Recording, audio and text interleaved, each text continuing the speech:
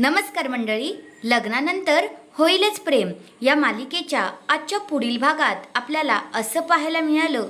आता विजय रम्याला ज्यूस देतो. मग रम्या एक घोट पिते आणि म्हणते पपई असं मग ती बोलते. मग लगेचच आता विजय तिला म्हणतो, हां आता ही जी तुझी रिॲक्शन आली ना, अशीच रिॲक्शन दुसऱ्या कोणाची तरी येऊ शकते. पण समजून ती व्यक्ती पपईचा ज्यूस पिऊ शकते. आता विजयचा प्लॅन रम्याला समजलेला असतो. तिला इशारा कळलेला असतो की विजयला नक्की काय बोलायचं आहे. विजयला हेच बोलायचं असतं की नंदिनी नाहीतर काव्या या दोघींना पण समजून पपईचा ज्यूस दे. मग आता नंदिनी काव्याला ज्यूस घेऊन जात असते. तेवढ्यातच आता जी रम्या आहे ते सगळं काही मागून लपून छपून बघत असते. आता नंदिनी काव्याला ज्यूस द्यायला जाते. तेवढ्यातच रम्या तिथून मागून पळून जाते. मग नंतर आता नंदिनी जी आहे ती काव्याला आवाज देते आणि म्हणते, हे घे काव्या, ज्यूस पी.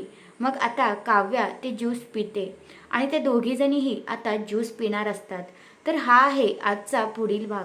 तुम्हाला काय वाटतंय, खरंच रम्याने तिथे चेंज केलं असेल का? ते कमेंट करून नक्कीच सांगा. धन्यवाद.